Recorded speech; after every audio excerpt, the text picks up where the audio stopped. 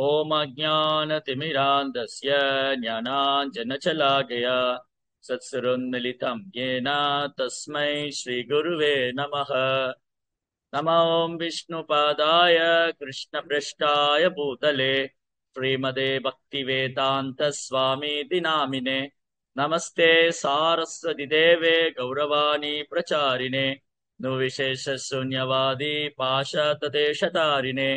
जय श्री कृष्ण चैतन्य प्रभु नित्यानंद श्री अद्वैत गदाधर श्रीवासदि गौरभक्त वृंद। हरे कृष्णा कृष्ण कृष्णा हरे हरे, हरे राम राम राम हरे हरे। ஹரே கிருஷ்ணா. பக்தர் எல்லாருக்கும் இனிமையான மாலை வணக்கம். இன்றைய பாகவத சத்சங்க வகுப்புல கலந்துட்டு இருக்கிற எல்லா பக்தர்களுக்கும் என்னுடைய பணிவான நமஸ்காரம். ஸ்ரீமத் பாகவதனுடைய 3ஆம் ஸ்கந்தம் 12வது அத்தியாயம், குமாரர்கள் மற்றும் பல்வேறு தேவர்களின் படைப்பு. சரி, அதுல இன்னைக்கு படிக்கிற ஸ்லோகம் 5 மற்றும் 6. தான் பபாஷே ஸ்முஹு புத்ரான் பிரஜா சுஜத புத்திரகா தன்னை சன்மோக்ஷ தர்மானோ வாசுதேவ பராயணः. அவர்கள் நால்வரையும் படைத்த பிரம்மதேவர் படைத்த பின்னர் அவரிடம் கூறினார், ஓ அன்பார்ந்த மைத்தர்களே, இப்பொழுது பிரஜைகளை படைப்பீர்களாக என்று. அவர்கள் முழுமுதற் கடவுளான வாசுதேவரிடம் பற்றுக்கொண்டு விடுதலை நோக்கமாக கொண்டிருந்ததனால் அவர்கள் தங்கள் விருப்பமின்மையை தெரிவித்தனர். சோவத்யாதः சுதைர்யேவம் பிரத்யாகதானுசாசனைனः क्रोधं துர்விஷகம் ஜாதம் நியந்தும் உபசக்ரமே. தமது தந்தையின் கட்டளைக்கு கீழ்ப்படியாத மைந்தர்களின் மீது பிரம்மதேவருக்கு மிகுந்த சினம் எழுந்தது. அதனை அவர் வெளிப்படுத்தாது மிகுந்த சிரமத்துடன் அச்சினத்தினை அடக்குவதற்கு முயன்றார். சரி, ரொம்ப அழகான ஒரு அத்தியாயம், அற்புதமான பாடம். நமக்கு இந்த அத்தியாயத்துல இந்த 2 ஸ்லோகத்திலயும் நிறைய பாடம் இருக்கு. ஒன்னொன்னா பார்க்கலாம், என்னென்ன தெரிஞ்சுக்க போறோம் இந்த 2 ஸ்லோகத்துல. பொருளோட பிரபா ரொம்ப அழகா விளக்கம் கொடுத்திருக்காரு. அதாவது பிரபஞ்சம் சிருஷ்டிக்கணும்னு முடிவு பண்ண உடனே யாருடைய உதவி இல்லாம, அதாவது பரமபுருஷரான பகவான், அவருக்கு யாரோட உதவியும் தேவையில்லை. அவர் பகவான் கிருஷ்ணர் இந்த பிரபஞ்சத்தை சிருஷ்டிக்கணுங்கிறதுக்காக, அல்லது பிரம்மாவை தோற்றுவிக்கணும் அப்படின்னா அவருக்கு லட்சுமி தாயாருடைய உதவி கூட தேவையில்லை. இப்போ நமக்கு இந்த உலகத்துல ஒரு குழந்தை பிறக்கணும் அப்படின்னா ஒரு ஆண் பெண் இணையணும். ஒரு ஆண் பெண் 2 பேரும் திருமணம் செஞ்சுட்டு அவங்க இணைந்தாதான் குழந்தை உண்டாகும். ஆனா பகவானுக்கு இந்த இயற்கையோட சட்டம் எல்லாம் பொருந்தார். அவர் அச்சிந்திய சக்தி, அவர் எல்லையற்ற சக்தி உடையவர். அவர் அனைத்துக்கும் ஆதாரமா இருக்கு. அவர்கிட்ட இருந்தா எல்லாமே தொடங்கு. அகம் சர்வஸ்ய பிரபவோ மத்தக சர்வம் பிரவர்த்ததே இதிமத்வா பஜதேமா புதாபாவ சமந்தா. இந்த ஜட உலகமானாலும் சரி, அந்த ஆத்மீக லோகமானாலும் சரி, அனைத்துமே பகவான் இருந்தா தொடங்குது. அகம் சர்வஸ்ய பிரபவம் மத்தக சர்வம் பிரவர்த்ததே. இது யாரு தெரிஞ்சுக்கிறாங்களோ, இந்த ஜட உலகம் ஆன்மீக உலகம் எல்லாத்துக்கும் பகவான் தான் ஆதாரம் அப்படின்னு தெரிஞ்சுக்கிறவங்க, அவங்க ரொம்ப புத்திசாலி. அவங்க பகவானுக்கு பக்தி சேவை செய்வாங்க அப்படின்னு பகவத்கீதையினுடைய 10ஆம் அத்தியாயம் 8ஆம் ஸ்லோகத்துல பகவான் சொல்றார். அப்ப பிரம்மாவை உருவாக்கணும்னு பிரம்மாவை படைக்கணும்னு பகவான் முடிவு செய்த உடனே யாருடைய உதவி இல்லாம அவர் பிரம்மாவை சிருஷ்டிக்கிறார். அதனாலதான் பிரம்மாவுக்கு ஸ்வயம்பு அல்லது ஆத்மபூன்னு பேர். பிரம்மதேவருக்கு பேர் என்னது? ஸ்வயம்பு. அவர் பகவானிடமிருந்து ஸ்வயமாக தோன்றியவர். சரி, அப்போ பிரம்மாவை பகவான் படைச்சதுக்கு அப்புறம் அவருக்கு வேத ஞானத்தையும் போட்டினர். தேனே பிரம்ம ஹிருதயாதிகவையே முக்கியந்தி அச்சூரையக. பிரம்மாவின் இதயத்திலிருந்து கொண்டே அவருக்கு வேத ஞானத்தை பகவான் போட்டினர். பல ஆயிரம் தெய்வ வருஷங்கள் பிரம்மா தவம் செய்தார். அவர் யாரு, நான் எங்கிருந்து வந்திருக்கிறேன், நான் என்ன செய்யணும், நான் எங்க உக்காந்து இருக்கிறேன், ஒண்ணுமே அவருக்கு புரியல. ஒரே எல்லா பக்கம் இருள் சூழ்ந்து இருந்தது. இதுதான் நம்ம முந்தைய அத்தியாயங்கள்ல படிச்சோம். அதுக்கப்புறம் அவர் எங்க உட்கார்ந்து இருக்காரு பார்த்தா ஏதோ தாமரை பூ மேல உட்கார்ந்து இருந்தார். அப்புறம் அந்த தாமரை தண்டை பிடிச்சு கீழே இறங்குனா அந்த தண்டு போயிட்டே இருக்கு. அது ஆதியும் இல்லை அந்தமும் இல்லை. அதுக்கு தொடக்கம் எங்கிறது முடிவு எங்கிறது கண்டே பிடிக்க முடியல. ரொம்ப களைச்சு போய் அவர் டயர்ட் ஆயிட்டார். திரும்பி மேல வந்து அந்த தாமரை பூ மேல அமர்ந்துகிட்டார். இப்ப இந்த கேள்விக்கெல்லாம் பதில், நான் யாரு, நான் என்ன செய்யணும், நான் எங்கிருந்து வந்திருக்கிறேன், நான் எங்க உட்கார்ந்து இருக்கிறேன், எனக்கு எதுவுமே புரியலையே, ஒரே குழப்பமா இருக்கே அப்படின்னு பிரம்மா சிந்தித்துக் கொண்டிருந்த பொழுது தபா என்ற சப்தம் கேள்விப்பட்டார். அந்த ஆகாசவாணி அசிரிரி மூலமா தபா என்ற சப்தம். நம்ம இதயம் கூட தபா தபா தபான்னு தான் துடிக்குது. லப்பு டப்பு லப்பு டப்புலாம் இல்ல, தப் தப் தப் தப் தப் தப் தான் துடிக்குது. தபம். சோ மனித வாழ்க்கையே தபத்துக்காக தான் சாஸ்திரம் சொல்லுது. மனித வாழ்க்கையே தபோ திவ்யம் புத்திரஹாயன சத்தியம் சூதேத தஸ்யாத் பிரம்ம சௌக்கியம் துவனன்யம். ரிஷபதேவ் மகாராஜ் ஸ்ரீமத் பாகவதம் 5ஆம் ஸ்கந்தத்துல ரொம்ப அழகா சொல்லியிருக்காரு. இத வந்து அடிக்கடி பிரபுபாதர் வந்து தன் உபன்யாசங்கள்ல மேற்கோள் காமிப்பார் இந்த ஸ்லோகம். நாயம் தேக தேக பாஜான் நிர்லோகே கஷ்டான் காமான் அர்ஹதி பிர்புஜாங்கே தபோ திவ்யம் புத்திரஹாயன சத்வம் சூதேத தஸ்யாத் பிரம்ம சௌக்கியம் தனன்யம். ஓ என் அருமை மைந்தர்களே, ரிஷபதேவர் ஒரு மகன்களுக்கு சொல்ற மாதிரி நமக்கு சொல்றாரு. ஏன்னா நாம கூட ரிஷபதேவருடைய மகன்கள் தான். ரிஷபதேவர் வந்து பகவானுடைய சத்தியாவேஷ அவதாரம். நம்ம எல்லாருமே பகவானுடைய குழந்தைகள் தான். அதனால பகவான் நமக்கு என்ன அறிவுறுத்துறாரு ரிஷபதேவர் மூலமா? இந்த பௌதிக உலகத்துல இந்த பௌதிக வாழ்க்கை புலன்பத்துக்காக அல்ல. நாயம் தேக தேக பாஜான் நிர்லோகே கஷ்டான் காமான். இந்த பௌதிக ஆசையை பூர்த்தி பண்றதுக்காக கடினமா உழைக்கிறாங்க. அதை வந்து உழைச்சி இன்பம் அனுபவிக்கணும்னா அந்த புலனின்பம் வந்து பலம் உண்ணும் பலம் தின்னக்கூடிய பன்றியோட வாழ்க்கையில இருக்குன்னு சொல்ற. பிர் பூஜான், பிர் அப்படின்னா பன்றி, அதுல கூட இருக்கே. அப்ப மனித வாழ்க்கை அதுக்காக இல்ல. மனித வாழ்க்கை எதுக்கு? தபோ திவ்யம், தபா. சோ இந்த உலகத்துல வந்து சிருஷ்டிப்புல கேட்ட முதல் சத்தம், சிருஷ்டிப்பு பகவான் இந்த பிரபஞ்சத்தை சிருஷ்டித்த உடனே பிரம்மதேவன் கேட்ட முதல் சத்தம் தபா, தபம் தான். தப வாழ்க்கையால் மட்டும்தான் ஒருத்தர் இறைவனை அடைய முடியும். வேற எந்த முயற்சியால இல்ல. நீங்க பாருங்க, இந்த ஜட உலகத்துல தப வாழ்க்கை இல்லாம கிடையாது. எல்லாரும் தப வாழ்க்கையை வாழ்ந்துகிட்டு தான் இருக்காங்க. ஆனா அந்த தப வாழ்க்கை எதுக்குன்னு தெரியாம வாழ்றாங்க இல்லையா? இப்போ உதாரணத்துக்கு ஒரு ஆண் பெண் 2 பேரும் கல்யாணம் பண்ணிக்கிறாங்க. பிரபுபாதர் என்ன சொல்றாரு? அந்த ஆணுக்கும் தெரியும் இந்த பொண்ணை கல்யாணம் பண்ணா வாழ்நாள் முழுதும் நான் காப்பாத்தணும். இந்த பொண்ணுக்கும் தெரியும் அந்த ஆணை கல்யாணம் பண்ணா வாழ்நாள் முழுதும் அவனுக்கு சேவை பண்ணணும். இதை தவிர்க்கவே முடியாது. அப்ப இது தப வாழ்க்கை. ஒரு பெண்ணை கரம் பிடித்து விட்டால் வாழ்நாள் முழுதும் அவளை பராமரிப்பதும் பாதுகாப்பதும் தப வாழ்க்கை. ஒரு ஆணை கல்யாணம் செய்து கொண்டால் வாழ்நாள் முழுதும் அவருக்கு சேவை செய்வது தப வாழ்க்கை. ஆனா கலியுகத்துல பிரச்சனை என்னன்னா, தப வாழ்க்கை குறைந்து கொண்டே வருகிறது, புலனின்பம் அதிகரித்து கொண்டே போகிறது. அதனால என்னாச்சு? கல்யாணம் பண்ணி சண்டை போட்டுக்கிட்டு பிரிஞ்சு போயிடுறேன். சரியான புரிதலே கிடையாது. வாழ்க்கையின் குறிக்கோள் என்ன? இல்லற வாழ்க்கையின் குறிக்கோள் என்ன? கணவன் மனைவி உறவு எவ்வாறு இருக்க வேண்டும்? இறைவனை எவ்வாறு திருப்தி செய்ய வேண்டும்? இதெல்லாம் மறந்து போய் வீட்டுல விலங்கு மாதிரி வாழ ஆரம்பிச்சிட்டாங்க. வீட்டுல விலங்கு மாதிரி வாழ்றதுனாலதான் பிரச்சனை. அதனாலதான் நம்ம 2 தினங்களுக்கு முன்பாக நரசிங்க சதுர்தசி கொண்டாடும். பகவான் நரசிம்முடைய அவதாரம். அதுல வந்து பிரகலாத் மகாராஜா தன் தந்தையார் இடத்துல சொல்றார், தசாது மன்யே அசுர வரிய தேகினா சதா சமுத்தினதியா அசத் கிரகா இத்தாத பாதம் கிரகம் அந்த கூபம் வனம் கதோயத் ஹரிமாஸ்திரேன. ஓ அசுரர்களில் சிறந்தவரே! அவங்க அப்பாவை பார்த்து பிரகலாதர் என்ன சொல்றாரு? அசுரர்களில் சிறந்தவரே, தசாது மன்யே அசுர வரிய தேகி சதா சமுத்தினதியா அசத் கிரகா. நீ இந்த இல்லற வாழ்க்கையில உட்கார்ந்துட்டு இருக்கீ இல்லையா, இந்த இல்லற வாழ்க்கை உண்மை இல்ல, அசத் கிரகா. இந்த இல்லற வாழ்க்கை இருண்ட கிணறு போல, இத்வாத பாதம் கிரகம் அந்த கூபம். இருண்ட வாழ்க்கை, இருண்ட கிணறு, இல்லற வாழ்க்கையினால இருண்ட கிணறு தான். பாழுங்கிணறுல உளுந்தவங்க உயிர் வாழவே முடியாது. அங்க தண்ணியும் கிடையாது, வெளிச்சமும் கிடையாது, சுவாசிக்கவும் முடியாது. விஷ ஜந்துக்களால தீண்டப்பட்டு உயிரை விட வேண்டியதான். அப்படிதான் இந்த குடும்ப வாழ்க்கை. அதனால நீ இதை விட்டுடு. இத்வாத பாதம் கிரகம் அந்த கூபம் வனம் கதோயத் ஹரிமாசிரியன. நீ காட்டுல போய் விருந்தாவனத்துக்கு போய் ஹரே கிருஷ்ணா ஹரே கிருஷ்ணா கிருஷ்ண கிருஷ்ண ஹரே ஹரே, ஹரே ராம ராம ராம ஹரே ஹரி நாம ஜபம் செய்யுங்க. ஆனா அது விட முடியுமா? அவ்வளவு ஈஸியால விட முடியாது. குடும்ப வாழ்க்கைய அவ்வளவு சாதாரணமால துறக்க முடியாது, ரொம்ப கஷ்டம். குடும்ப வாழ்க்கைனாலே பற்றுதல் தான். பற்றுதல், உடல் மேல பற்றுதல், உடல் சார்ந்த உடைமைகள் மேல பற்றுதல், உறவினர்கள், நண்பர்கள். இதுக்கும் ரிஷபதேவர் அழகா சொல்லியிருக்கார். ரிஷபதேவருடைய பிரார்த்தனை போதனைகள்லாம் ரொம்ப அழகா இருக்கு.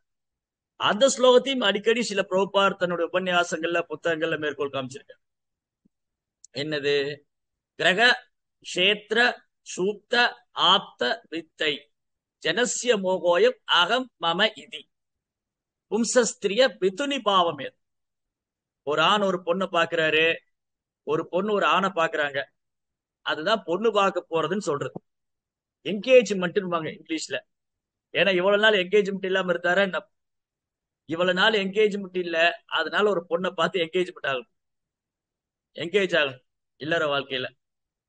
சரி, ஒரு ஆண் பொண்ணை பார்த்தோன்னே இந்த பொண்ணு ரொம்ப அழகா இருக்கு, எனக்கு பிடிச்சிருக்கு. அந்த பொண்ணு ஒரு ஆணை பார்த்தோன்னே இந்த பையன் ரொம்ப அழகா இருக்காரு, கல்யாணம் பண்ணிக்கலாம். உடனே ஹிருதய கந்தி, இதயத்துல ஒரு முடிச்சாயிடு. ஆண் பொண்ணு பார்த்த உடனே இமீடியட்டா இதய கிருந்தி. அந்த இதயத்துல முடிச்சு ஆன உடனே ரெண்டு பேரும் கல்யாணம் பண்ணிக்கிறாங்க. அந்த ஆண் ஒரு 3 முடிச்சு போட்டுறாரு பொண்ணு கழுத்துல. அதுக்கப்புறம் கிரக கஷேத்திர சூக்த ஆப்தை. ஸ்திரீ, பெண்களுக்கு இன்னொரு பேர் வந்து ஸ்திரீ. ஸ்திரீ அப்படின்னா எக்ஸ்பான்ஷன். ஸ்திரீ என்றால் விஸ்தாரம். ஸ்திரீ அப்படின்னு சொன்னா எக்ஸ்பான்ஷன், அல்லது ஸ்திரீ என்றால் விஸ்தாரம், விஸ்தாரமாகிறது. ஒரு பேச்சுலரா இருந்த பையன் ஒரு 10க்கு 10 ரூம்ல 4-5 பசங்க தங்கிக்குவாங்க. ஒரு காலேஜ் போகும்போது அல்ல வந்து வேலைக்கு போகும்போது என்ன பண்ணுவாங்க, பேச்சுலர் ரூம்னு சொல்லி அங்க ஒரு 5-6 பேர் 7-8 பசங்க ஒரு ரூம்ல தங்குவாங்க. ஏதோ சமைச்சு சாப்பிடுவாங்க, ஏதோ வாழ்ந்துகிட்டு இருப்பாங்க. ஆனா அதே பையன் ஒரு பொண்ணு அவன் வாழ்க்கையில வந்த உடனே அவனுக்கு வீடு வேணும், கிரகம். ஏன்னா அந்த மாதிரி ஒரு ரூம்ல 7-8 பேர்லாம் தங்க முடியாது, பிரைவசி வேணும், கணவன் மனைவிக்கு பிரைவசி தேவைப்படுது. அப்ப கிரகம் வேணும், வீடு, கஷேத்திரம். அன்னைக்கெல்லாம் நிலத்தை நம்பிதான், இன்னைக்கும் நிலத்தை நம்பிதான் வாழ்றோம். ஆனா இன்னைக்கு பெரும்பாலும் மக்கள் நிலத்தை விட்டுட்டு தொழிற்சாலையை நம்பி வாழ ஆரம்பிச்சிட்டாங்க. ஐடி கம்பெனி, சாஃப்ட்வேர் கம்பெனி, தொழிற்சாலைகள், பெரிய பெரிய எந்திரங்களை நம்பி வாழ்றாங்க. ஆனா ஒரு நாள் அந்த கம்பெனி லாக்டவுன் போட்டா எல்லாம் முடிஞ்சு போச்சு. அப்புறம் என்ன சாப்பிட முடியும்? கம்ப்யூட்டர் ஸ்பேர் பார்ட்ஸையும் போல்ட் நட் எல்லாம் சாப்பிட முடியாது. காருடைய உதிரி பாகங்கள், computer spare parts, bolt nut எல்லாம் பசிச்சா சாப்பிட முடியாது. இன்னைக்கும் நம்ம வந்து தானியத்தை நம்பிதான் இருக்கிறோம். அன்னாத் பவந்தி பூதானி பர்ஜன்யாத் அன்ன சம்பவ யஜ்ஞாத் பவதி பர்ஜன்யோ யஜ்ஞ கர்ம சம்பவ. நாம் எல்லோரும் அன்னம், தானியத்தை நம்பிதான் இருக்கோம். தானியம் எப்படி வருது? மழை பெய்யறதுனால. மழை யாராவது மேல மோட்டர்லாம் வச்சு விட முடியாது, அது யாகம் பண்றதுனாலதான் மழை பெய்யும். அதனால இன்னைக்கு நம்ம தானியத்தை நம்பிதான் இருக்கிறோம், என்னைக்கும் தானியத்தை நம்பிதான் இருக்கிறோம். ஆனா இன்னைக்கு பெரும்பாலும் மக்கள் என்ன நினைக்கிறாங்க, என்னுடைய சட்டை அழுக்காகாம வேலை செய்யணும், பெரிய பெரிய தொழிற்சாலையில போய் வேலை செய்யணும், நிறைய சம்பாதிக்கணும், புலன்பா அனுபவிக்கணும், அப்புறம் செத்து போயிடும். இதான் இன்னைக்கு, இதுதான் அங்க வாழ்க்கை. சோ அதனால இந்த மாதிரி வாழ்க்கை வந்து அசுரத்தனமான வாழ்க்கை. இது ரஜோகுணம் தமோ குணத்தினால். ஆனா வேத காலத்துல நிலத்தை நம்பிதான் வாழ்ந்தாங்க. அன்னைக்கெல்லாம் செல்வந்தன் யாருன்னு சொல்லுவாங்க? ஆடிக்காரு அமாவாசைக்காரு வச்சிருக்கிறவங்கள செல்வந்தர் கிடையாது. கோவேர தனவான் தானியேன தனவான். யாரு நிறைய பசுக்களை வச்சிருந்தாங்களோ, யாரு நிறைய நிலம் வச்சிருக்காங்களோ, தானியங்களை வச்சிருக்காங்களோ, அவங்கதான் செல்வந்தர். இன்னைக்கு வந்து யார் கோட் ஷூட் போட்டிருக்காங்க, யார் பெரிய கார் வச்சிருக்காங்க, யார் பெரிய வீடு கட்டி, அவங்க செல்வந்தர்னு முட்டாள்தனமா நினைச்சுக்கிறோம். சொந்த ஊரை விட்டுட்டு, சொந்த நிலத்தை விட்டுட்டு, சொந்த வீடை விட்டுட்டு எங்கெல்லாம போய் வேலை செஞ்சு 5க்கு 10க்கு நாயா பேயா உழைச்சு, அதுல சொந்த ஊர்ல வந்து ஒரு அழகா ஒரு வீடை போட்டு அப்படி காரை வாங்கி நிறுத்திட்டா அது ஒரு பெரிய அச்சீவ்மெண்டா நினைச்சிட்டு இருக்கு. பெரிய சாதனையா? அது பெரிய சாதனையே அல்ல, அது வேதனை, வேதனை. அப்ப சாதனை என்னது? நம் நிலத்தில் நமக்கு தேவையானது உற்பத்தி செய்து ஆரோக்கியமாக வாழ்வதே சாதனை. ஆனா என்ன பண்றது, துரதிருஷ்டவசமா அது யாரும் பண்றது இல்ல.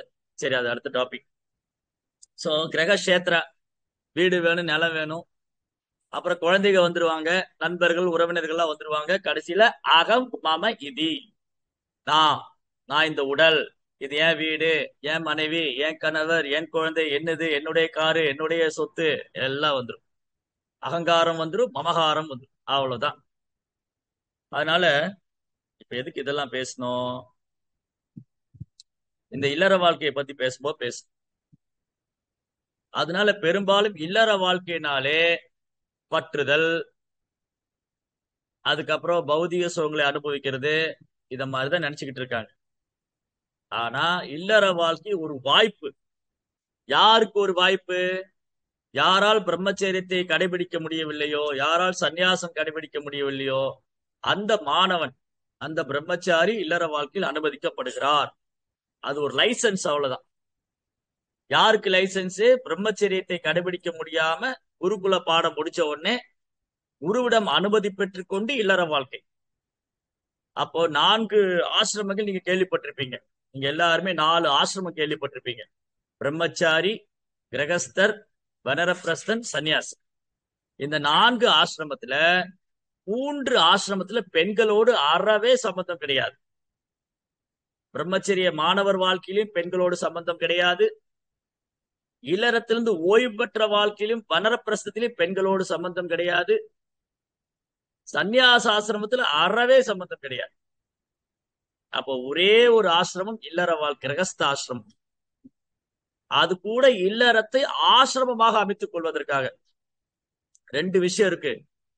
இப்ப சொன்னோம் இல்லையா, கிரகம் அந்த கூபம். பிரகலாத் மகாராஜா சொல்றாரு கிரகம் அந்த கூபம். அதே சமயம் சாஸ்திரம் சொல்றது கிரகஸ்த ஆசிரமம். நம் கிரகத்தை ஆசிரமமாக அமைத்துக் கொள்ளலாம், அந்த கூபமாக அமைத்துக் கொள்ளலாம். 2 சாய்ஸ் இருக்கு. ஒரு ஜீவாத்மாவுக்கும் 2 வாய்ப்பு பகவான் கொடுத்திருக்காரு. யாருடைய சுதந்திரத்திலேயே பகவான் தலையிடுறதே இல்லை. நமது இல்லத்தை இருண்ட கிணறா வைத்துக் கொள்ளலாம், நாம் இல்லறத்தை இறைவனை வழிபடும் ஆசிரமமாக வைத்துக் கொள்ளலாம். Choice is hours. நம்ம வீட்டை இருண்ட கிணறாவும் வச்சுக்கலாம், இறைவனை வழிபடும் நம்பிக்கைக்கான ஆலயமாகவும் வச்சுக்கலாம். அப்போ கிரகம் அந்த கூபம். யாருடைய வீட்டுல கிருஷ்ண பக்தி பயிற்சி செய்யப்படுவதில்லையோ, யாருடைய வீட்டுல புலன்பமே பிரதானம் இருக்கோ, அவங்க வீடு இருண்ட கிணறு. பகவானை விட்டுட்டு நான் அனுபவிக்கணும் அப்படிங்கிற பொய்யகங்காரத்துல புலனின்பமே பிரதானம் வாழ்றவங்க வீடு இருண்ட கிணறு. யாருடைய வீட்டுல கிருஷ்ண பக்தி பண்றாங்களோ, கணவன் மனைவி குழந்தைகள்லாம் சேர்ந்து ஹரே கிருஷ்ணா கிருஷ்ண கிருஷ்ணா ஹரே ஹரே, ஹரே ராம ராம ராம ஹரே ஹரே, அங்க பகவானுக்கு நிவேதனம் நடக்குது, பூஜைகள் நடக்குதுன்னா அந்த வீடு ஆசிரமம். ஆசிரமம்னா என்னது? ஆன்மீக பயிற்சி பண்ணக்கூடிய இடம். கிரகஸ்த ஆசிரமம்னா இல்லறத்தில் ஆன்மீக பயிற்சி பண்ணக்கூடிய அறம். அது அறம். அங்க வீட்டுல தர்மம் என்னது? கணவன் மனைவி பகவானுக்கு சேவைப்படும்.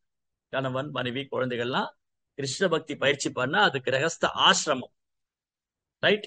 சோ இங்க பார்க்க வேண்டிய முக்கியமான பாயிண்ட் என்னன்னா, குமாரர்கள், 4 குமாரர்கள். இப்போ பகவான் இருந்து பிரம்மா தோன்றினார். பிரம்மாட்டிருந்து 4 குமாரர்கள் தோன்றினாங்க: சனகர், சனந்தனர், சனாதன, சனத்குமாரம். 4 குமாரர்கள். இந்த 4 குமாரர்களும் பிரம்மாட்டிருந்து தோன்றியதுனால அவங்க தன்னை உணர்ந்த ஆத்மா. இந்த 4 குமாரர்களும் பகவானுடைய சத்தியாவேஷ அவதாரம், பகவானால சக்தியளிக்கப்பட்ட அவதாரம். பிரம்மாவும் பகவானுடைய சத்தியாவேஷ அவதாரம். பிரம்மாவுக்கு பல்வேறு சிறப்புகள் உண்டு. அவர் பகவானின் சத்தியாவேஷ அவதாரம், பகவானின் குண அவதாரம், 12 மகாஜனங்கள்ல ஒருவர், பிரம்ம மாத்வ கௌடிய வைஷ்ணவ சம்பிரதாயத்துடைய பிரதான பூர்வீக ஆச்சாரியர். இந்த மாதிரி பிரம்மாவுக்கு பல்வேறு சிறப்புகள் உண்டு. அவர் பகவானது சுயமாக தோன்றியவர். அப்பேற்பட்ட பிரம்மா பகவானது நேரடியாக வேதம் கற்றுக்கொண்டவர். அந்த பிரம்மாவுடைய புதல்வர்கள் 4 குமாரர்கள் பிறக்கும் போதே தன்னை உணர்ந்த ஆத்மாக்களாக தோன்றினார்கள். அதனால அவங்களுக்கு இந்த இல்லற வாழ்க்கையில் அவ்வளவு இன்ட்ரெஸ்ட் இல்லை. அவங்க பிரம்மத்தை அடையணும், பிரம்மத்தை உணரணும்னு சொல்லி அதுலதான் அவங்க ரொம்ப ஆர்வம். அதனாலதான் இங்க சொல்லியிருக்கு 35ஆம் ஸ்லோகத்துல ரொம்ப அழகா சொல்லு. 5ஆம் ஸ்லோகத்துல என்ன பார்த்தோம் நம்ம? இந்த 4 குமாரர்கள் பிரம்மாட்டிருந்து வந்தாங்க. பிரம்மாட்டிருந்து 4 குமாரர்கள் வெளியே வந்த உடனே, அவங்க தோன்றிய உடனே பிரம்மா என்ன சொல்றாரு? ஓ அன்பார்ந்த மைந்தர்களே, இப்பொழுது பிரஜைகளை படைப்பீராக, ஏன்னா பகவான் அந்த சேவையை பிரம்மாவுக்கு கொடுத்திருக்கிறார். சந்ததிகள் நல்ல சந்ததிகள் உற்பத்தி பண்ண வேண்டும் என்ற சேவையை பகவான் பிரம்மாவுக்கு கொடுத்திருக்கிறார். அதனால பிரம்மா என்ன பண்ணாரு, பகவானது சேவைக்காக நல்ல சந்ததிகளை உற்பத்தி செய்வதற்காக இந்த 4 குமாரர்களை தோற்றுவித்தார். இதுல ஏதாவது தப்பு இருக்கா? தப்பே கிடையாது. ஏன்னா பிரம்மா யாரு? பகவானுக்கு சேவை பண்ண, பகவான் நேரடியா தோன்றியவர், பகவானுக்கு சேவை செய்யறவரு, பகவானுடைய சேவகர். அவருக்கு பகவான் கொடுத்த சேவை என்னன்னா நல்ல சந்ததிகளை உற்பத்தி, உயிர் வாழிகளை படைக்கும். பிரபஞ்சத்தை படைச்சிட்டாரு பகவான். பிரபஞ்சத்தையும் படைத்து 24 மூலக்கூறுகளை படைத்து பிரபஞ்சத்தை படைத்து பிரபஞ்சத்தை ஆளும் முழுமுதற் கடவுளாகிய பகவான் அவருடைய தெய்வீக சக்தியின் மூலமாக இந்த பிரம்மாண்டமான பிரபஞ்சத்தை படைத்தது மட்டும் இல்லாம இந்த பிரம்மாண்டமான பிரபஞ்சமானது 24 மூலக்கூறுகளாக உருவாக்கப்பட்டது, உற்பத்தி செய்யப்பட்டது. அதுக்கப்புறம் அதே பகவான் பிரம்மா தோன்றுகிறார். அப்ப பிரம்மாவுக்கும் ஆதாரம் பகவான் தான், படைப்புக்கும் ஆதாரம் பகவான் தான், 24 மூலக்கூறுகளுக்கு ஆதாரம், அனைத்துக்கு சர்வசிய ஆதாரம் அச்சிந்திய ரூபம் ஆதித்ய வர்ணம் தமச பரஸ்தாத் கவிம் புராணம் அனுசாசிதாரம் அனோரணியான் அனுஸ்மரேத்ய சர்வசிய ஆதாரம் அச்சிந்திய ரூபம் ஆதித்ய வர்ணம் தமச பரஸ்தாத். எப்படி பகவானை தியானம் செய்ய வேண்டும்னு பகவத்கீதையில சொல்றார் 8ஆம் அத்தியாயத்தில் 7ஆம் ஸ்லோகம். கிருஷ்ணா ரொம்ப பழமையானவர், பெரும் பண்டிதர். அவர் அனைத்து சாஸ்திரம் அறிந்தவர். வேதைச சர்வை அகமேவ வேத்யோ வேதாந்த கிருத் வேதவித் விதேகச்சாரம். வேதங்களால் அறியப்பட வேண்டிய கிருஷ்ணா, வேதங்களை முற்றிலும் அறிந்ததும் கிருஷ்ணா, வேதங்களை தொகுத்ததும் கிருஷ்ணா. அந்த பகவான் கவி, எக்ஸ்பர்ட், புராணா, ரொம்ப பழமையானவர். அணுகுடும் சிறியவர், சிறியவற்றெல்லாம் சிறியவர், பெரியவற்றெல்லாம் பெரியவர். அனோர் அணியான் மகதோர் மகியான் ஆஸ்மத் ஆத்மசதஞ்சு நிகிதோக்வாய். கிருஷ்ணா சிறியவற்றெல்லாம் சிறியவர், பெரியவற்றெல்லாம் பெரியவர்.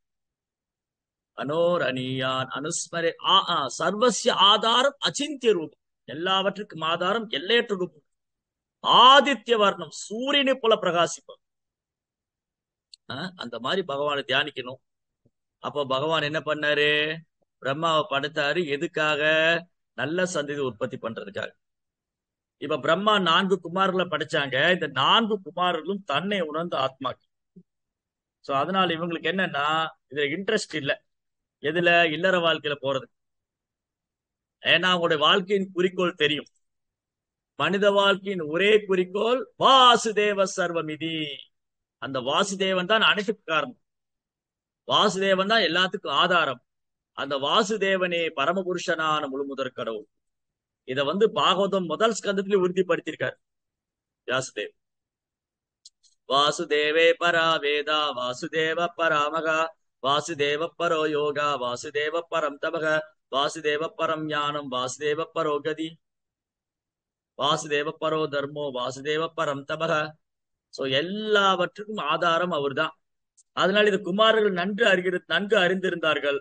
அதுதான் ஜாஸ்லோ என்ன சொல்லுது, தான் தான் பபாஷே ஸ்வபு புத்திரான் பிரஜா சிருஜத புத்திரகா தன்னைச்சன் மோக்ஷ தர்மானோ மோக்ஷ தர்மானோ. இந்த மனித வாழ்க்கையின் குறிக்கோளே பிறப்பு இறப்பு என்ற சக்கரத்திலிருந்து விடுபடுவதுதான். ஆனா இல்லற வாழ்க்கையில ஒருத்தர் புகுந்துட்டாரு, வெறும் சவால் அது. இல்லற வாழ்க்கைக்குள்ள போயிட்டா அது மேல பற்றுதல், அவர் அதுக்கப்புறம் பல்வேறு பிரச்சனைகள், இதெல்லாம் சால்வ் பண்ணி வெளியில வர்றது பெரும் கஷ்டம். அதனால என்ன பண்ணாங்க, இந்த தன்னை உணர்ந்த ஆத்மாக்களுக்கு இன்ட்ரெஸ்ட் கிடையாது. இந்த மனித வாழ்க்கையின் குறிக்கோளே மோக்ஷ தர்மானோ வாசுதேவ பராயணக. வாசுதேவ பராயணம், வாசுதேவரை சரணடையணும், அவருக்கு சேவை செய்து மீண்டும் பிறவா நிலை அடையணும், வாசுதேவனுடைய தாமரை திருப்பாதங்களை அடைய வேண்டும். அதுதான் மனித வாழ்க்கையின் ஒரே குறிக்கோள். மனித வாழ்க்கையின் ஒரே குறிக்கோள் பகவான் வாசுதேவனுடைய தாமரை திருப்பாதங்களை சரணடைவது. அதனால இந்த 4 குமார்கள் என்ன பண்ணாங்க, பிரம்மா சொன்னா கேட்காம அவங்க பாட்டு போயிட்டாங்க. என்ன பண்ணாங்க, அவங்க ரொம்ப புத்திசாலிங்க. இந்த 4 குமார்களும் ரொம்ப புத்திசாலிங்க. ஏன் அவங்க ரொம்ப புத்திசாலின்னா அவங்க தன்னை குழந்தைகளாவே வச்சுக்கிட்டாங்க.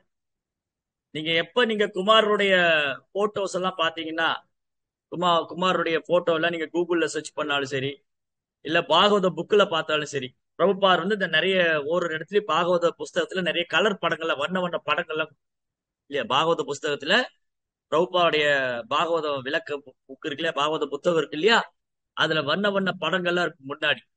அதுல குமாரர்களை பாத்தீங்கன்னா 4 குமாரர்களும் குழந்தைகளாவே இருப்பாங்க. நீங்க கூகுள்ல போய் சர்ச் பண்ணாலும் 4 குமாரர்களும் குழந்தைகளாவே இருப்பாங்க. இவங்க ஏன் குழந்தைகளாவே இருந்தாங்க? இளமை வந்தா உடனே காமம் ஏற்பட்டு விடும், ஆசை. இளமை ஏற்பட்ட உடனே பௌதிக ஆசை, கட்டுக்கடங்காத ஆசை, எதிர்பாலினத்தின் மேல் ஈர்ப்பு இல்லையா. இப்போ 2 சின்ன குழந்தை, ஒரு 4-5 வயசு குழந்தைங்க, ஒரு ஆண் குழந்தை ஒரு பெண் குழந்தை, 2 குழந்தை விளையாடுது. அதுக்குள்ள ஏதாவது உடல் கவர்ச்சி இருக்குமா, காமம் இருக்குமா? அந்த குழந்தைகளுக்கு கிடையாது. அந்த குழந்தைகள் வந்து யதார்த்தமாக விளையாடிட்டு. அதே அந்த 4-5 வயசு குழந்தைங்க ஒரு 16-17 வயசு குழந்தைகளா மாறும்போது இமீடியட்டா அங்க அட்டாச்மெண்ட், இமீடியட்டா இல்லையா. பையனுக்கு 5 வயசு, பொண்ணுக்கு 4 வயசு, 2 குழந்தை விளையாடிட்டு இருக்காங்க. எதுக்கு ஏதாவது அதுக்குள்ள அந்த எண்ணங்கள் இருக்கா, புலன்பு அனுபவிக்கணும்னு? யதார்த்தமா விளையாடும். அதே பையனுக்கு 16 வயசு, பொண்ணுக்கு 15 வயசு, நான் இமீடியட்டா, அதுவும் கலியுகம் ரொம்ப அட்வான்ஸா போயிட்டு இருக்கு. நாங்கெல்லாம் வந்து 80s கிட்ஸ், நான்லாம் வந்து 80ல பிறந்த குழந்தை, 80s கிட்ஸ். அன்னைக்கெல்லாம் வந்து ஒரு பையன் ஒரு பொண்ணுகிட்ட வந்து காதலை தெரிவிக்கிறதுக்கு ரொம்ப தயங்குவாங்க, பயந்துக்குவாங்க. யாராவது பாத்துருவாங்களோ, பிரச்சனையாயிருமோ. அது காலேஜ்ல போய் தான் அந்த காதல் லீலையெல்லாம் ஆரம்பிச்சாங்க. ஆனா இன்னைக்கு பள்ளிக்கூடத்திலே ரொம்ப அட்வான்ஸா போயிட்டாங்க, பள்ளிக்கூடத்திலே ஆரம்பிச்சிட்டாங்க, 6ஆம் வகுப்பு 7ஆம் வகுப்புலயே ஆரம்பிச்சிட்டாங்க. அந்த மாதிரி கலியுகம் ரொம்ப அட்வான்ஸா போயிட்டு இருக்கு. எதுல? புலன்பு விஷயங்கள். இதுதான் பெரிய சாதனை. பௌதிக கல்வியோட பெரிய சாதனை என்னது? புலன்பு விஷயம், பணம் சம்பாதிக்கிற ஏடிஎம் மிஷின், கர்மிகளை உருவாக்கு. பௌதிக கல்வியோட பிரச்சனை என்னன்னா, கர்மிகளை உருவாக்குது, பணம் சம்பாதிக்கிற ஏடிஎம் மிஷினை, நடமாடும் ஏடிஎம் மிஷினை உருவாக்குது. புலன்புமே பிரதானம். அதுக்கப்புறம் இன்னொன்னு என்னது? பௌதிக கல்வி கிருப்பனா அல்லது சூதரர்களை உருவாக்கு. வேத கல்வியானது பிராமணரை உருவாக்கு. வேத கல்வியானது பிராமணை உருவாக்குது. வேத கல்வி ஆத்ம ஞானத்தை போட்டுகிறது. வேத கல்வி தன்னை உணர்த்துகிறது. வேத கல்வி இறைவனை சடைய வைக்கிறது. வேத கல்வி என்பது இந்த பௌதிக வாழ்க்கை ஒரு முற்றுப்புள்ளி வைப்பது. வேத கல்வி என்பது பிறப்பு இறப்பு சக்கரத்திலிருந்து விடுவிக்கிறது. எவ்வளவு நேர்மாறா இருக்கு பாருங்க, வேத கல்விக்கும் பௌதிக கல்விக்கும். பகவத்கீதை, பாகவதம், ஸ்ரீமத் பாகவதம், ராமாயணம், மகாபாரதம் இதெல்லாம் நம்மளை விடுவிக்கக்கூடியது.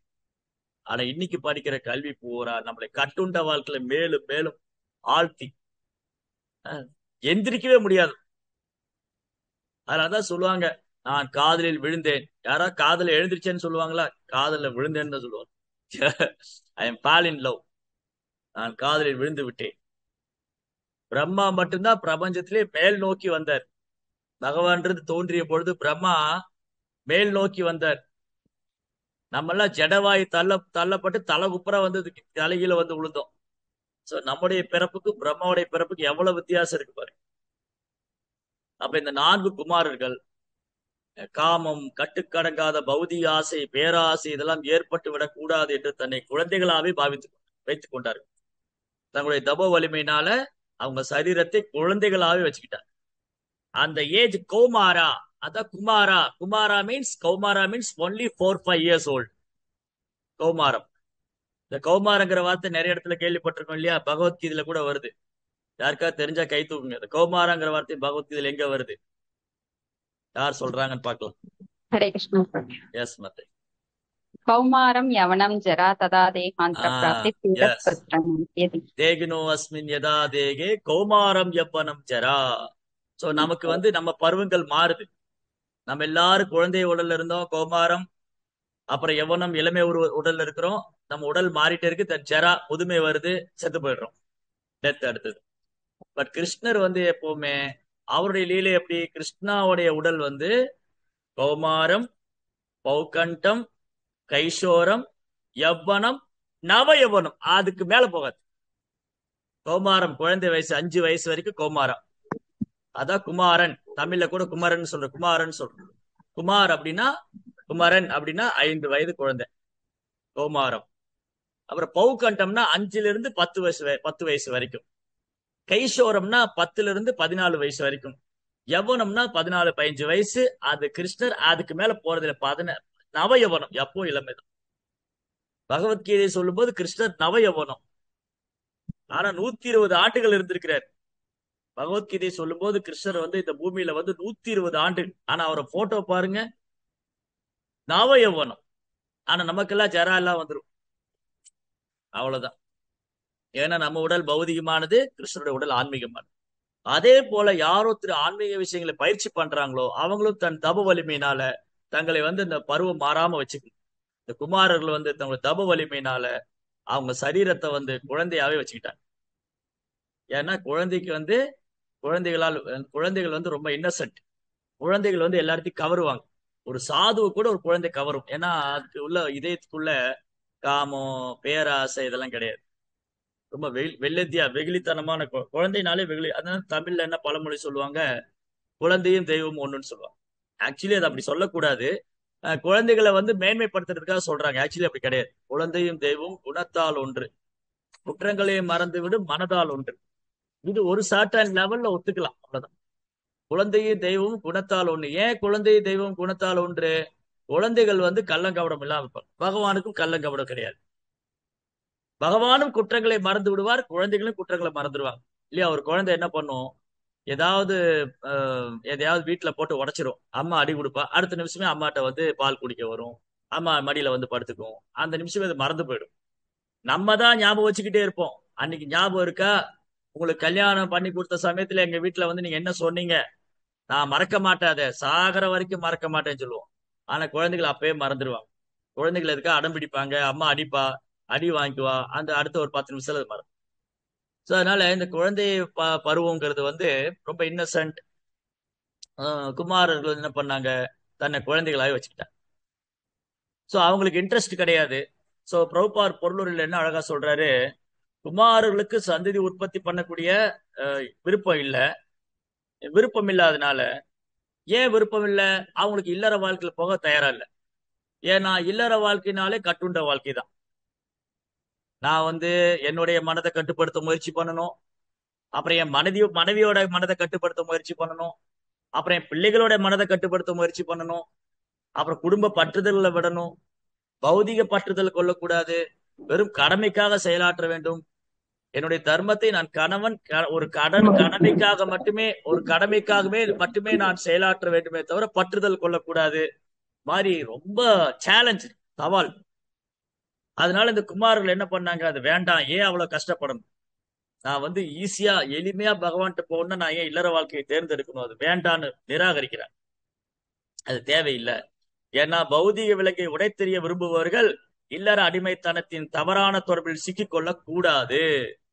சோ புத்திசாலியா இருக்கிறவங்க இல்லற வாழ்க்கையில போக மாட்டாங்க.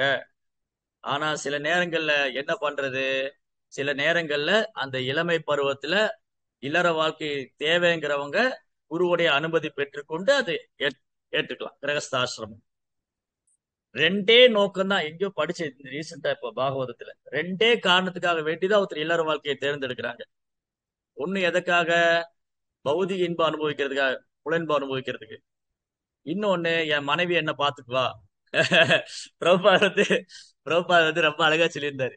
ரீசெண்டா 4th கேண்டோல படிச்சு எனக்கு புரஞ்சனாவுடைய பாஸ்ட் டைம்ல வரும். ஏன் ஒருவர் இல்லற வாழ்க்கையை தேர்ந்தெடுக்கிறார்? ஒன்று, எதிர்பாலினத்தில் புலன்பு அனுபவிக்க வேண்டும். 2, என் மனைவி என்னை காப்பாற்றுவாள், பாதுகாப்பாள் அப்படிங்கிற எண்ணம். இது ரெண்டுமே தவறாது. எப்பவுமே நிறைய நிறைய பேர் என்ன நினைச்சுக்கிறாங்க, நான் கல்யாணம் பண்ண நான் தான் என் கணவரை பாத்துக்கிறேன், இல்ல கணவர் தான் என்ன பாத்துக்கிறாரு. கிடையவே கிடையாது. எல்லாரையும் பகவான் தான் பாத்துக்கிறாரு. நம்ம என்னமோ நினைச்சுக்கிறோம் அது நான் பாத்துக்கிறேன்னா அது பொய்யவங்க. சோ அப்ப என்ன, இல்லற வாழ்க்கையில பொய்யவங்காரம் வந்துடும், இல்லற வாழ்க்கையில பௌதிக பற்றுதல் வந்துடும், இல்லற வாழ்க்கையில புலன்பதுக்கு வாய்ப்பு இருக்கு, அதுல வீழ்ச்சி அடைறதுக்கு வாய்ப்பு இருக்கு. பிரபுபார் என்ன சொல்றாரு, எவ்வளவு அழகான ரோடா இருந்தாலும் விபத்து ஏற்பட வாய்ப்பு இருக்கு. இன்னொரு இடத்துல இங்க படிச்சேன், பிரபுபார் என்ன சொல்றாரு, ரோடு எவ்வளவு நல்லா போட்டிருந்தாலும் அதில் விபத்து ஏற்பட வாய்ப்பு இருக்கின்றது. அதனால ரொம்ப அது ஒரு ஆபத்தான ஒரு சூழ்நிலை. அதனால இந்த குமார் என்ன நினைக்கிறாங்க, நான் ஏன் அதை தேர்ந்தெடுக்கணும், வேண்டாம் அப்படின்னு முடிவு பண்ணிட்டாங்க. அதுக்கப்புறம் தங்கள் தங்கள் தந்தையும் அதற்கு மேலான பிரபஞ்சத்தை படைத்தவருமான பிரம்மதேவரின் கட்டளையினை குமாரர்கள் எவ்வாறு மறுக்கலாம்? இது எப்படி குமாரர்கள் செய்யலாம்? பிரம்மா படைப்பினுடைய சிருஷ்டிகர்த்தா, பகவான் இருந்து வந்திருக்கிறவரு. அவரு சொல்லி அப்பாவுடைய வார்த்தையை மீறலாமா? தந்தை சொல் மிக்க மந்திரம் இல்லை. தந்தை சொல்லோட உயர்ந்த மந்திரம் கிடையாது. அப்பா சொன்னார்னு ஒரே வார்த்தைக்காக ஸ்ரீ ராமச்சந்திர பிரபு தன் ராஜ்யம் விடிஞ்சா பட்டாபிஷேகம். காலையில விடிஞ்சா பட்டாபிஷேகம். காலையில ராமச்சந்திர பிரபு தசரதரை பார்க்க வர்றாரு. அப்பதான் தெரிய வருது இவர் காட்டுக்கு போகணும் 14 வருஷம். அப்பா சொன்ன ஒரே வார்த்தைக்காக காட்டுக்கு போனாரு. தந்தை சொல்மிக்க மந்திரம் இல்லை. அப்படி இருக்கும்போது எப்படி இந்த பிரம்மாவுடைய ஆர்டரை இவங்க ரிஜெக்ட் பண்ணலாம்? பிரம்மாவுடைய பிரம்மாவுடைய கட்டளையை இவங்க எப்படி நிராகரிக்கலாம் அப்படின்னு ஒருத்தர் கேட்கலான்னு பிரபுபாதரே கேள்வி எழுப்புறாரு.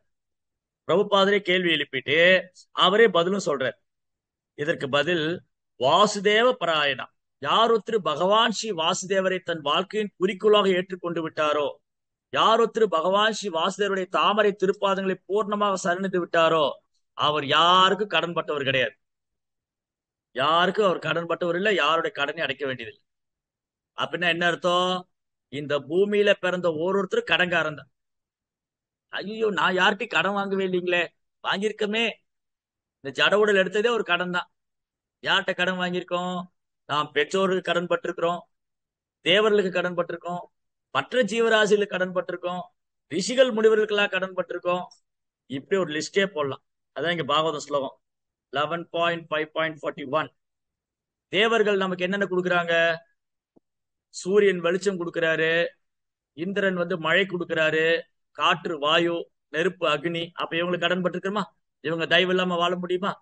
சரி. அதுக்கப்புறம் ரிஷிகள், நாரதரை போன்ற மகா ரிஷிகள், நாரதர், வியாசர், இவங்கெல்லாம் நமக்கு சாஸ்திரம் கொடுத்திருக்காங்க. நம்ம இல்லற, அதாவது மனித வாழ்க்கையின் குறிக்கோள் என்ன, எப்படி இந்த பிரபஞ்சத்தினுடைய, எப்படி இந்த இல்லற வாழ்க்கை விடுபடுறது, எப்படி இறுதியில பகவானுடைய தாமரை திருப்பாத்தை அடையிறது, அதெல்லாம் சொல்லி கொடுக்குறாங்க. அப்போ நமக்கு நம்மை விடுவிக்கிறதுக்காக கிரந்தங்கள் கொடுத்த ரிஷிகளுக்கெல்லாம் நம்ம கடன் பட்டிருக்கிறோம். மற்ற ஜீவராசிகள், பசு நமக்கு பால் கொடுக்குது, அதுக்கு கடன் பட்டிருக்கோம். எருது நிலத்தை உழுது பயிராக்குது, அது கடன் பட்டிருக்கோம். தேன் பூச்சி தேன் கொடுக்குது, எல்லாத்துக்கும் கடன் பட்டு. பட்டு பூச்சி பட்டு கொடுக்குது. அப்ப எந்த ஜீவராசியுடைய தயவு தயவு இல்லாம நம்மளால வாழவே முடியாது. அப்ப அவங்களுக்கு கடன் பட்டிருக்கோமா? பித்திருக்கள், ஒரு குடும்பத்துல பிறந்தனால இந்த முன்னோருக்கு கடன் பட்டிருக்கிறோம். இப்படி ஓரொரு கடனை அடைக்கணும்னா எவ்வளவு பிறவி எடுத்தாலும் தீராது. இது தீராத கடன் போய்கிட்டே தான் இருக்கு. லோன் மேல லோன் போட்ட கதை தான். சில மிடில் கிளாஸ் ஃபேமிலியில என்ன பண்ணுவாங்க? ஒரு லோன் போடுவாங்க, அது லோன் அடைக்கிறதுக்கு இன்னொரு இடத்துல லோன் வாங்குவாங்க, அது லோன் அடைக்கிறதுக்கு இப்படியே காலம் புறம் போகும் வாழ்க்கை. இந்த மிடில் கிளாஸ்ல உள்ளவங்க எல்லாம் இப்படிதான் பண்ணுவாங்க. எனக்கு நிறைய அனுபவம் இருக்கு, நிறைய பேர் நான் சந்திச்சிட்ட வாழ்க்கையில. என்னங்க பண்றீங்க பிரபு? அங்க லோன் போட்டேங்க பிரபு, அது கட்ட முடியல, அதுக்காக இந்த லோனை வச்சேன், இதை கட்ட முடியல, நகை அடமானம் வச்சேன், அதுக்கு வேற இன்ட்ரெஸ்ட் அதை கட்டுறதுக்கு இங்க லோனு அங்க லோனு, வாழ்க்கை பூரா லோனே. சோ இந்த மாதிரி யாருக்கும் கடன் பட்டவர் கிடையாது.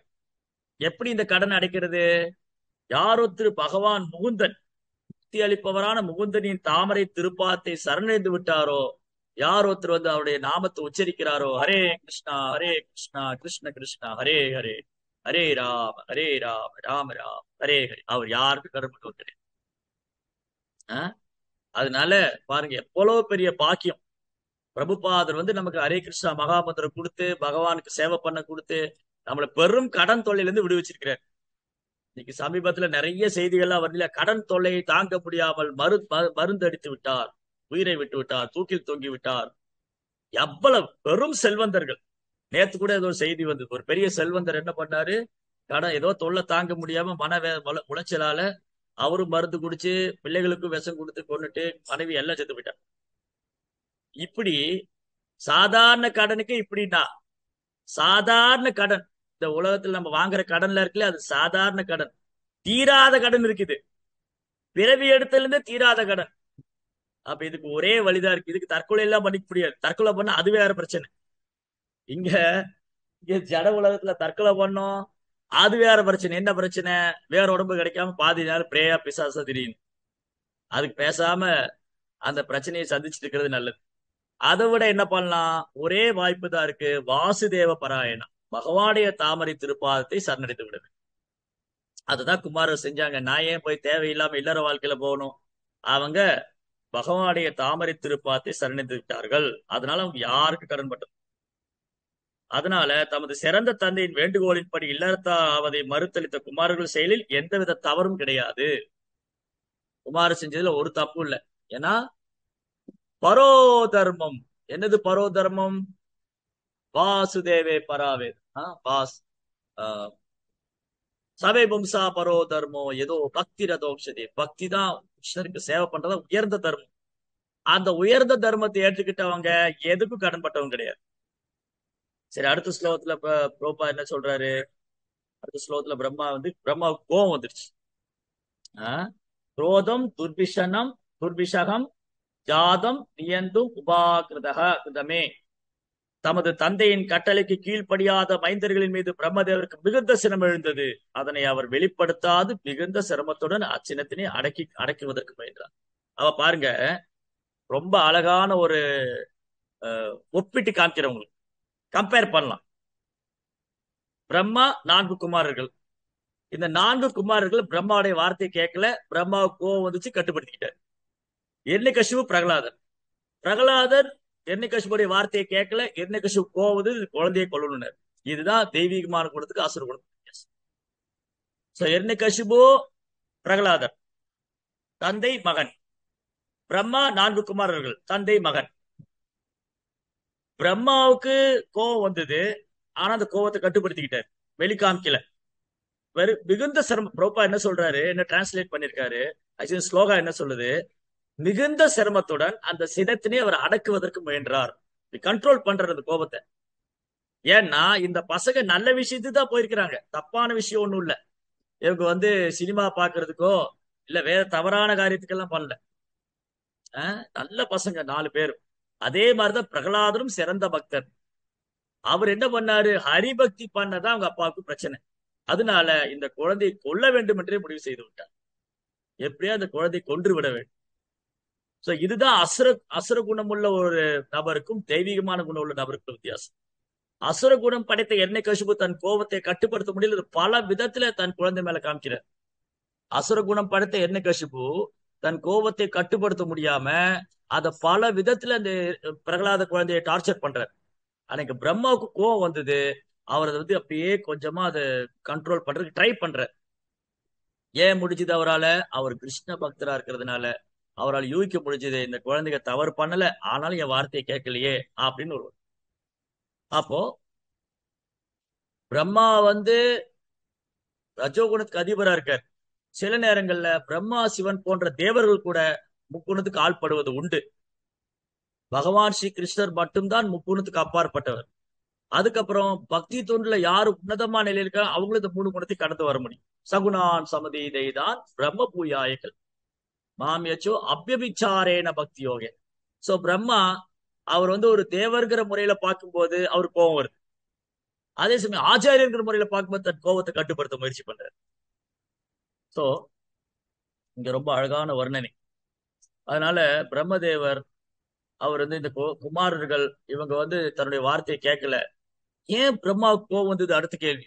ஏன் பிரம்மாவுக்கு கோவம் வந்ததுன்னா, நான் பகவானுக்கு சேவை பண்றதுக்கு தானே இந்த குழந்தைகளை சந்ததி உற்பத்தி பண்ண சொன்னேன், புலன்பத்துக்காக இல்லையே. அப்போ எப்போ ஒரு பக்தனுக்கு கோவம் வரலாம்? பகவானுடைய பக்திக்கு யாராவது இடையூறு செஞ்சாலோ, பகவானுடைய பக்தி பகவான் கொடுத்த சேவையை நிறைவேற்ற முடியாம அதுக்கு யாராவது தடை செய்தாலோ அப்போ ஒரு பக்தருக்கு கோவம் வரும். அப்படிதான் ஹனுமானுக்கு கோவம் வந்துச்சு.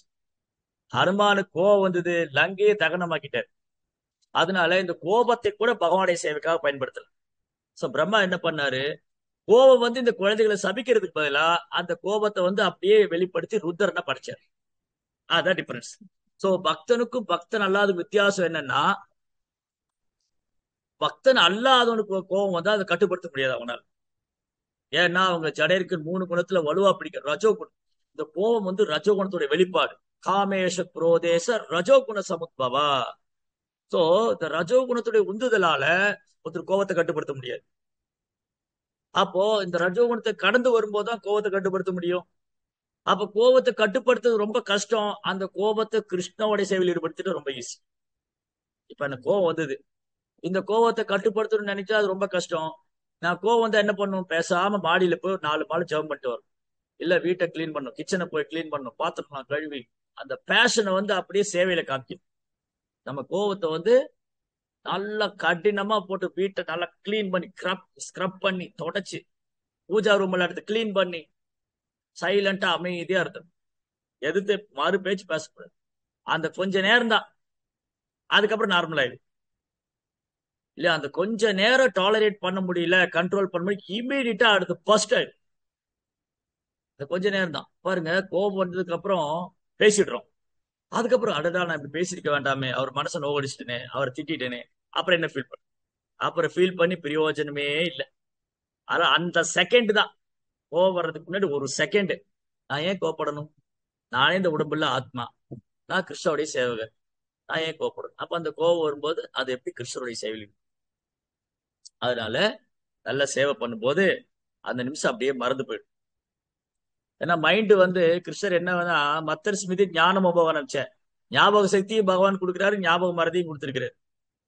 அதனால சில நேரங்களை மறந்து போய் நான் அன்னைக்கே கோவப்பட்டேன், தேவையில்லாம கோவப்பட்டிருக்கிறேன், கோவப்பட்டிருக்க கூடாது.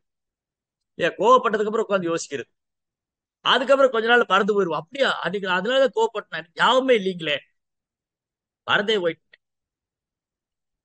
அதனால பிரம்மாவுக்கு ஏன் கோவம் வந்தது, அவர் சேவை தடைப்பட்டது. அவர் சேவை தடைப்பட்டதுனால கோவம் வந்தது. இந்த 4 குமாரர்களை வந்து சந்ததி உற்பத்தி பண்ண சொன்னாங்க, விட்டுட்டு போயிட்டாங்களேன்னு சேவை வந்து தடைப்பட்டது. அந்த கோபத்தோடைய வெளிப்பாடுதான் ருத்ரர் தோன்றியது. அதுக்கப்புறம் நீங்க பின்னாடி வர ஸ்லோகத்துல படிப்பீங்க, ருத்ரரை படைக்க சொன்னா அவர் பூதகணங்கள்லாம் படைச்சாரு, அதுல அவர் அப்படி ஸ்டோரி போயிட்டே இருக்கு. அதுக்கப்புறம் பிரம்மாட்ட இருந்து சுயம்பு மனு சத்தரூபாவும் தந்து, அதுக்கப்புறம் மனித குல தந்தை மனு வந்து நிறைய சந்தைகள், நல்ல சந்தைகள் உற்பத்தி பண்ண. அதனால இங்க என்ன வேல்யூபிள் பாயிண்ட் அப்படின்னா, ஃபர்ஸ்ட் திங் வந்து இல்லற வாழ்க்கை ரொம்ப ஆபத்தானது. அப்போ உடனே எல்லாரும் கேள்வி வந்துடலாம், நீங்க எல்லாம் வந்து கோயில்ல பிரம்மச்சாரியா இருக்கீங்க, நீங்க எல்லாம் சொல்லுவீங்க நாங்க ஏற்கனவே கல்யாணம் பண்ணிட்டோம், நாங்க என்ன பண்ண போறது, வீட்டை விட்டு வரவும் முடியாது, எங்கேயும் ஓடவும் முடியாது, ஒளியவும் முடியாது, என்ன பண்றது இப்போ. இதுதான் சைத்தன்ய மகாபிரபு சொல்லி கொடுத்திருக்காரு. சைத்தன்ய மகாபிரபு என்ன சொல்லி கொடுத்தாரு, அவர் தென்னிந்தியா யாத்திரை வந்த பொழுது ஒரு கூர்ம பிராமணரை சந்திக்கின்றார். இந்த கூர்ம பிராமணருக்கு சைதன்ய மகாபிரபு தாமரை திருப்பாதை தரிசனம் செய்த உடனே அவருக்கு இல்லற வாழ்க்கைக்கு வேண்டான்னு ஆயிடுச்சு. எனக்கு இல்லற வாழ்க்கையே வேண்டாம், மகாபிரபுனுடைய தாமரை திருப்பாதங்களுக்கு சேவை செய்வதை விடவா இல்லற வாழ்க்கை உயர்ந்தது, நான் தெரியாதனமா கல்யாணம் பண்ணிக்கிட்டேனே, வேற வழியே இல்லை, இப்ப என்ன பண்றது, இருந்தாலும் வேண்டாம் எனக்கு மகாபிரபு போன, மகாபிரபு என்ன உங்க கூடயே அழைச்சிட்டு போயிடுங்க, எனக்கு இல்லற வாழ்க்கை வேண்டாம், குடும்பம் வேண்டாம், மனைவி வேண்டாம், ஒண்ணும் வேண்டாம், உங்க தாமரை திருவடியே போதும், என்னை அழைத்து சென்று விடுங்கள்ல. மகாபிரபு சொன்னாரு, கூர்ம பிராமணரே இது கூடாது, இது தவறு, இது வந்து பல்கு வைராகி, இந்த வைராகி கூடாது, நீங்க அப்படி எல்லாம் துறக்க முடியாது. அர்ஜுனன் கூட சொன்னார், பேசாம நான் துறவியா போயிடுறேன். கிருஷ்ணர் சொன்னா அப்படிலாம் துறக்க முடியாது அர்ஜுனன், நீ ஒரு கிரகஸ்தன், நீ ஒரு சத்திரியன்னு சொன்னார். நீ வந்து ஒரு சாது மாதிரிலாம் விட்டுட்டு போக முடியாது, அது உன்னால முடியவும் செய்யாது, அது நடக்கவும் செய்யாது. இல்லையா, நம்ம கூட சில நேரம் இந்த வீட்டுல சண்டை போடும்போது சொல்லுவாங்க, நான் சின்ன வயசுல பாத்திருக்கேன், எங்க அப்பா அம்மா சண்டை போட்டுக்குவாங்க, அப்ப அம்மா சொல்லுவா, எங்கேயாவது போய் தொலைஞ்சிடலாம் போல இருக்கு, எனக்கு வீடே வேண்டாம், ஏன் தான் கல்யாணம் பண்ணணும். இவரும் சொல்லுவாரு, நானும் எங்கேயாவது போயிடுறேன், ஆனா 2 பேரும் போக முடியாது, அவரும் போக முடியாது, இவரும் போக. ஆனா சண்டை போடும்போது பயங்கரமா பேசிக்குவாங்க, நீங்க எல்லாம் எல்லாரும் வீட்லயும் நடக்கிறது தானே, எங்கேயாவது போயிடலாம் போல இருக்கு, நிம்மதியே இல்லை, சே அப்படின்னு பேசிக்குவாங்க. ஏன்னா கிருஷ்ண பக்தி கிடையாது, அதான் அடுத்த பிரச்சனை. மெயின் பிரச்சனையே கிருஷ்ண உணர்வு இல்லாதான் முக்கியமான காரணம். சண்டை போட்டுக்குவாங்க, சண்டை போட்டு செத்து போயிடலாம் போல இருக்கு, எங்கேயாவது போயிடலாம், கண் காணா போயிடலாம், ஆனா போக முடியாது. இது வந்து இது நாய் வாழை பிடிச்சிக்காதா, உடம்ப முடியாது, பிடிக்கும், மாட்டிக்கிட்டாச்சு. அப்போ இவர் சொன்னாரு, கூர்ம பிராமணரே எனக்கு வேண்டாம், நான் போயிடுறேன், நான் உங்க கூட வந்துடுறேன். அப்ப சைத்தன்ய மகாபிரபு சொன்னாரு, நோ நோ, இல்ல கூர்ம பிராமணரே, நீங்க உங்களுக்கு குடும்பம் இருக்கு, மனைவி இருக்கு, பிள்ளைகள் இருக்கு, அப்படி எல்லாம் நீங்க விட்டுட்டு வர முடியாது. ஆனா நீங்க இதை பண்ணலாம், நீங்க என்ன பண்ணலாம், யாரே தேக்கோ தாரே காகோ கிருஷ்ண உபதேஸ் அமாரா கியா குரு ஹோ யா தாரே தேஸ். நீங்க எங்க வேணாலும் போங்க, யார வேணாலும் சந்திங்க, கிருஷ்ணரை பத்தி உபதேசம் பண்ணுங்க, இந்த மாதிரி நீங்க உலகத்துக்கே குருவா இருக்கலாம். இதுதான் என்னுடைய கட்டளைனர். என்னுடைய கட்டளை என்ன, நீங்க இல்லற வாழ்க்கையை துறக்கிறது என் கட்டளை அல்ல, நீங்க இல்லற வாழ்க்கையில் இருந்து கொண்டு இந்த உலகத்துக்கே குருவா இருக்க முடியும். எப்படி, யாரே தேக்கோ தாரே ககோ கிருஷ்ண உபதேஸ், நீங்க எங்க போனாலும் சரி, யாரை பார்த்தாலும் சரி, கிருஷ்ணாவை பத்தி சொல்லுங்க. அமார் ஆக்யா, இது என்னுடைய கட்டளை, கூர்ம பிராமணரே, நீங்க என் கூட வரக்கூடாது. என்னுடைய கட்டளை என்ன? நீங்க உலகத்துக்கே குருவாகணும். இத கூர்ம பிராமணர்கிட்ட மட்டும் இல்ல, சைதன்ய மகாபிரபு தன் தென்னிந்தியா யாத்திரையில யாரெல்லாம் சந்திச்சாரோ எல்லார்ட்டையும் சொன்னார். சைதன்ய மகாபிரபு தன் தென்னிந்தியா யாத்திரையில யாரையெல்லாம் சந்திச்சாரோ எல்லாத்துட்டும் இதே சேம் இன்ஸ்ட்ரக்ஷன் தான். யாரே தேக்கோ தாரே காகோ கிருஷ்ண உபதேஷ் அமாரா கியா குரு ஹோயா தாரா ஏ தேஷ். அதனால இந்த பிரம்மச்சாரி, கிரகஸ்தன், வனரப்பிரஸ்தன், சன்னியாசி, அப்புறம் பிராமண, சத்திரியன், வைசியன், சூத்திரன், இதெல்லாம் வர்ணாசிரம தர்மம் உடல் சார்ந்ததுதான். இது எதுக்காக? பகவானை திருப்திப்படுத்துறதுக்காக. அதனால ஒருத்தர் பிரம்மச்சாரியோ, கிரகஸ்தரோ, வனரப்பிரஸ்தனோ, சன்னியாசியோ அவர் கிருஷ்ணரை திருப்திப்படுத்துறாரா, கிருஷ்ணரை தன் வாழ்க்கையின் குறிக்கோளா வச்சுட்டு இருக்காரா, then there is no problem. அது இல்லற வாழ்க்கையினாலும் பிரச்சனை இல்லை, சன்னியாச வாழ்க்கையினாலும் பிரச்சனை இல்லை, எந்த வாழ்க்கையிலும் பிரச்சனை இல்லை. எந்த தர்மத்துல கிருஷ்ணர் சென்டரா இல்லையோ அப்ப ப்ராப்ளம். அதுதான் பாகவதம் சொல்லுது. பாகவதம் என்ன சொல்லுது? தர்ம சனுஷ்டிதா பும்ச விசக்ஷேன கதாசுயா நோத்பாதையே திருதிரதியும் சிரமையை வெகு கேவலம். யார் ஒருத்தர் தன் வாழ்க்கையை கிருஷ்ணரை குறிக்கலா வச்சுக்கலையோ, அவங்க பின்பற்றிய தர்மம் கிருஷ்ணரை நோக்கி திருப்பப்படலையோ, அது வெறும் கால விரயம் தான். ஒருத்தர் பெரிய சன்னியாசியா இருக்கலாம், ஆனா கிருஷ்ண பக்தரா இல்ல, என்ன பிரயோஜனம்? ஒருத்தர் பெரிய பிரம்மச்சரியத்தை ஸ்ட்ரிக்டா ஃபாலோ பண்ணலாம், ஆனா கிருஷ்ண பக்தரா இல்ல, என்ன அடைஞ்சிட்டு போறாரு அவரு? அதே சமயம் ஒரு குடும்பஸ்தர் பகவானுக்கு சேவை செய்து தன் வாழ்க்கையை அர்ப்பணிச்சு அவர் என்ன இழக்க போறாரு? சோ அதனால இங்க ப்ராப்ளம் என்னன்னா, இங்க நம்ம புரிஞ்சுக்க வேண்டிய விஷயம் என்னன்னா, சிம்பிள். நம்முடைய தர்மம் என்னன்னு தெரிஞ்சுக்கணும், அதன்படி கிருஷ்ணாவை திருப்திப்படும். அப்ப இஸ்கான்ல பிரம்மச்சாரிகளும் உண்டு, கிரகஸ்தர்களும் உண்டு, சன்னியாசி, வனரப்பிரஸ்தர், சன்னியாசி எல்லாரும் உண்டு. ஆனா எல்லாருடைய குறிக்கோள் என்னது? கிருஷ்ணாவை திருப்திப்படுத்தணும், பிரபுபாதுக்கு சேவை செய்ய வேண்டும், கிருஷ்ண பக்தியை பரப்ப வேண்டும், சைதன்ய மகாபிரபு கட்டளை நிறைவேற்ற வேண்டும், குருவுடைய கட்டளை நிறைவேற்ற வேண்டும். அவ்வளவுதான். இதுதான் அல்டிமேட் கோல். அப்ப இன்னைக்கு பாத்தீங்கன்னா பெரும்பாலும் இஸ்கான்ல கிரகஸ்தர்கள் தான் அதிகமா இருக்கு. பிரம்மச்சாரியும் சன்னியாசிகளும் விரலை விட்டு எண்ணக்கூடிய அளவுல தான் இருக்கு. அதனால இன்னைக்கு கலியுகத்துல சன்னியாச ஆசிரமம் ரொம்ப கடினமானது, பிரம்மச்சாரிகளும் குறைவா தான் இருக்காங்க. அப்ப கிரகஸ்தர்கள் அதிகமா இருக்காங்க. அப்படின்னா கிரகஸ்தர்கள் எப்படி தங்கள் வாழ்க்கையை பக்குவப்படுத்திக் கொள்வது? இதுதான் பிரகலாதுடைய போதனை படிச்சோம் சண்டே ப்ரோக்ராம்ல, டீச்சிங் ஆஃப் பிரகலாத் மகாராஜ். பிரகலாதுடைய போதனையில் என்ன சொல்றாரு? அவர் சாதுக்களுடைய சங்கத்திலிருந்து எப்பவும் கிருஷ்ணருடைய கதைகளை கேட்க வேண்டும், ஆன்மீக குருக்கு சேவை செய்ய வேண்டும். ஒருத்தர் தன் வாழ்க்கையிலிருந்து தன்னை விடுவிச்சுக்கணும்னா, ஒரு குடும்பஸ்தர் இல்லற வாழ்க்கையில் தன்னை விடுவித்துக் கொள்ள வேண்டுமானால் ஆன்மீக குருக்கு சரணடைந்து அவர் கட்டளையை நிறைவேற்ற வேண்டும், சாதுக்களின் சங்கத்திலிருந்து பகவானுடைய நாம ரூப குணாசிகளை கேட்க வேண்டும், அவர்களுக்கு சேவை செய்ய வேண்டும், பகவான் ஸ்ரீ கிருஷ்ணருக்கு பக்தி தோண்டு செய்ய வேண்டும். இதெல்லாம் சொல்லிக் கொடுக்கிறார். இப்படி ஒருவர் தன்னுடைய வாழ்க்கையை புனிதப்படுத்திக் கொண்டு இல்லற வாழ்க்கையை நல்ல ஒரு கிரகஸ்த ஆசிரமாக அமைத்துக் கொண்டு ரொம்ப சுலபமா அதுல இருந்து வெளியேறிடலாம். இது பண்ணல, அது இருண்ட கிணறா போயிடும். அவ்வளவுதான். அதனால வழிமுறைகள் ரொம்ப எளிமையானதான், பிரபுபா ரொம்ப எளிமையா கொடுத்துட்டாரு. இதை எவ்வளவு சீரியஸா எடுத்துக்கிறோம் அப்படின்னு நம்ம கையில தான் இருக்கு. பிரபுபார் வழி காமிச்சு கொடுத்துட்டாரு, எப்படி கிருஷ்ண பக்திய அழகா பண்ணி இந்த இல்லற வாழ்க்கை விடுபடுறது. இதுதான் திரும்ப திரும்ப கேட்கிறாங்க பாகவதம் ஃபுல்லாவே. பாகவதத்துல யுதிஷ்டிர மகாராஜ் கேட்கிறார் நாரதர்ட்ட, நான் ஒரு கிரகஸ்தன் இல்லற வாழ்க்கை எப்படி வெளியே வர்றது? ரொம்ப அழகா ஒரு சாப்டர் ஃபுல்லா நாரதர் சொல்லியிருக்காரு. நீங்க பாகவதம் 7th கேண்டோல இந்த நரசிம்ம பகவானுடைய லீலை முடிஞ்சதுக்கு அப்புறம் ஒரு அத்தியாயம் வருது, சிறப்புடைய இல்லற வாழ்க்கை. அந்த இல்லற வாழ்க்கை எப்படி சிறப்பா அமைச்சுக்கிறதுங்கிறத நாரத முனிவர் யுதிஷ்டருக்கு ரொம்ப அழகா சொல்லி கொடுத்திருக்காரு. அதுக்கு ரொம்ப அழகான பாடம், ரொம்ப அழகழகான ஸ்லோகம். பின்னாடி வரக்கூடிய நாட்கள் அதை நம்ம படிக்க போறோம், நிறைய விஷயம் தெரிஞ்சுக்கலாம். இதை நடைமுறையில பயிற்சி பண்ணி நம்ம ரொம்ப சுலபமா இந்த பௌதிக துன்பத்திலிருந்து கடந்தது. புரோபாடைய கருணையால இது ரொம்ப சுலபமாயிருச்சு. இல்லாட்டி அது வேற பெரிய பிரச்சனை, பல்வேறு தத்துவங்கள் இதை போறதா அதை ஃபாலோ பண்றதா குழப்பம் வேற. நம்ம பாதை தெளிவு, பிரபுபார் தெளிவா காமிச்சு கொடுத்துட்டாரு. கிருஷ்ணர் தான் அல்டிமேட் கோல், பகவான்கிட்ட திரும்ப போகணும். உன்னுடைய ஆசிரமம் எது சூஸ் பண்ணிட்டு அதை அழகா பிராக்டிஸ் பண்ணி பகவான்கிட்ட போயிடும். ஹரே கிருஷ்ண. ரந்திரா ஸ்ரீமத் பாகவதம் கி ஜெய், ஸ்ரீல பிரபுபாத் கி ஜெய்.